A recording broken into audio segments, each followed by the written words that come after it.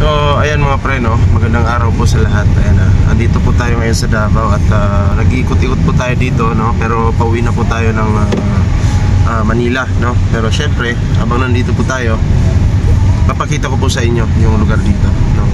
Kasi sabi nila, yung mga kuryente daw dito sa Davao, nasa ilalim daw po ng lupa. So, tingnan natin kung nasa ilalim ba. Pakita ko po sa inyo. So, ayan mga pre, no? Kung nakikita nyo yan, nasa taas po yan, wire. So, maraming fake news na nagkalat na ang mga wire ay nasa ilalim ng lupa.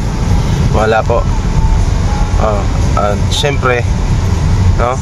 Yan, no? Yung kalsada medyo okay pa naman dito na area, pero luma na. Ilang years na kaya to hindi napalitan, no? Pero sige lang, ikot pa tayo mga pre. Ayan. Ayan, no? So medyo magubat-gubat na dito na area. Ayan. So natay interviewin diri. Kay ano man sila nga na may moingon nga wala daw ta sa Davao. Asa gani taron Jay? Davao. Oh, Davao. Asa man nga part ang ginabaha dire? Sa Buhangin. Diri sa Indangan. Oo, nabay kumpay dito. Tagkay ka pagod lagi. May ayo. Mangumpay na to ba? Pero ito, anak ko ipangutana out. May tanong ako sa'yo. Yung mga wire dito sa Davao, nasa ilalim ng lupa o nasa taas lang? Nasa taas. Taas. Oh. Siyempre kay expert naman yung dire sa Davao, mangumpaya iba. Wag ay. Oh. Oh, di ba?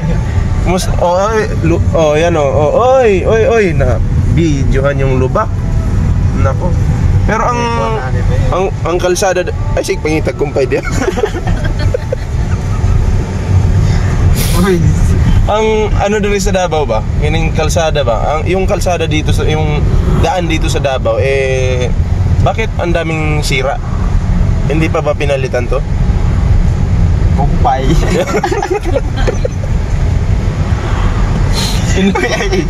Hindi pa ba napalitan? Kumpay na gyapon pa dulo. Dili oy. Hindi pa ba napalitan? Wala pa. Luma na. Pero sa tingin mo, natutuwa ka ba sa mga daan dito? Hindi. Napaka-hassle. Masira sa kinan mo dito. Oo. Alam niyo mga pre, okay lang naman sana kung sira yung daan dito. Basta maraming ipil-ipil. Okay lang kay KG. Wala naman. Kaya hindi siya natuwa. Oo. Ayan ha, ikot pa tayo. Ayan guys ha. Alam nyo na. So, light trends. Alam nyo na yan kung taga Davao ka. Diba? Ito, unsa man ni dire? Ano to? Photodynamic. Ayan na. So, ayan ha. Ikot-ikot pa tayo. Energy. Pag nagandam na ka? Ha? Ha? Lahat pinanganak ko na paspasa na kalingi eh. So, yan mga pre, no? Pero, tanong ko sa'yo, Jay, safe ba dito sa Davao? Safe naman. Safe? Merong hindi na lugar. Merong hindi, depende, no? Depende. Pero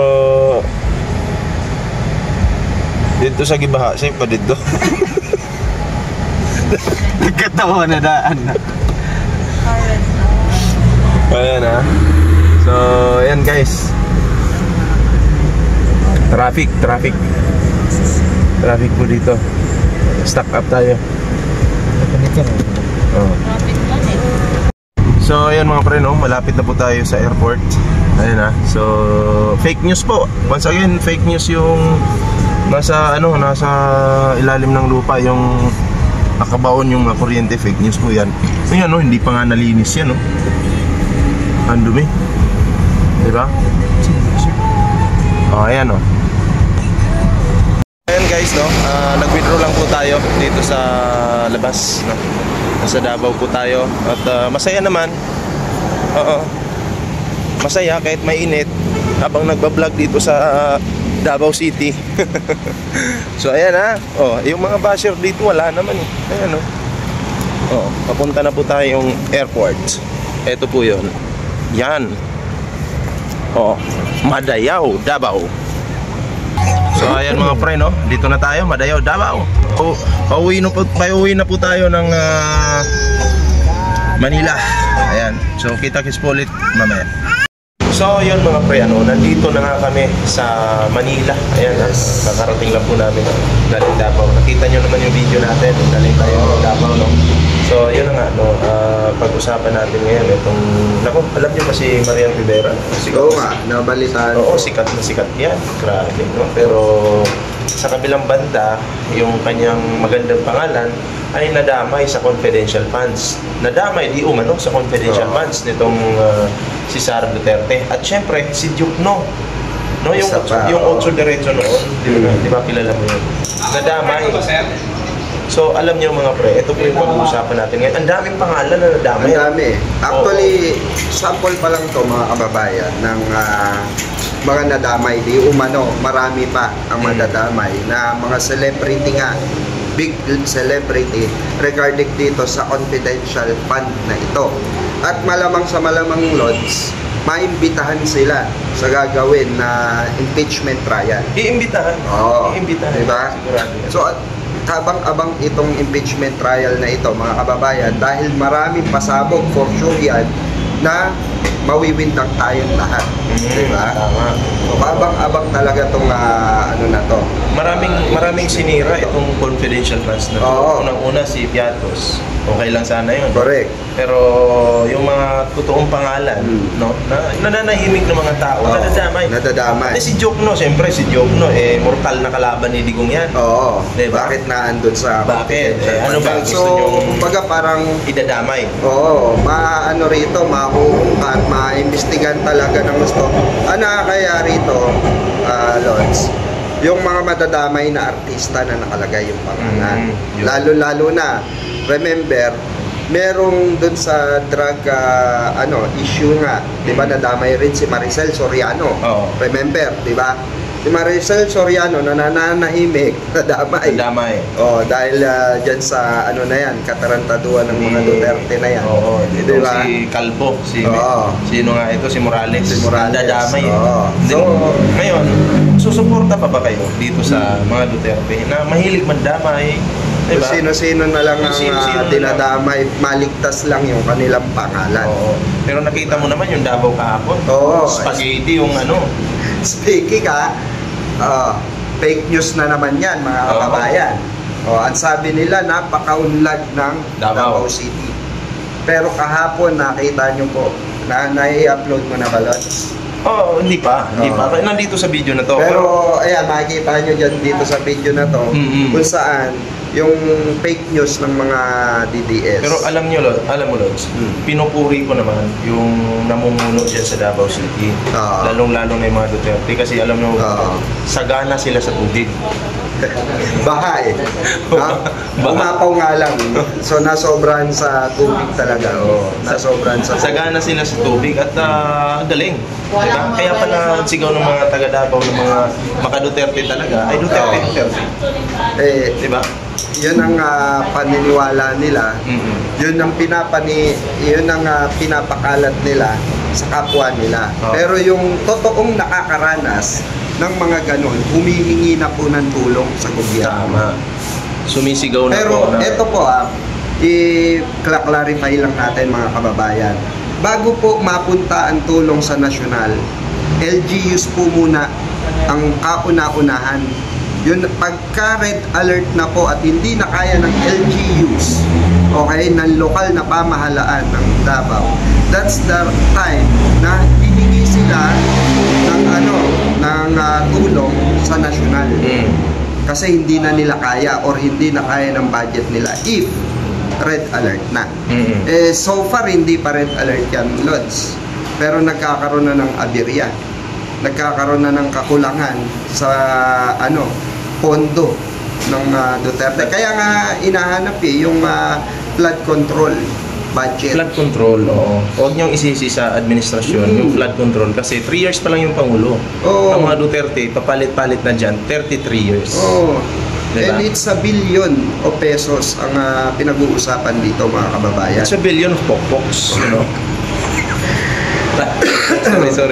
Sorry.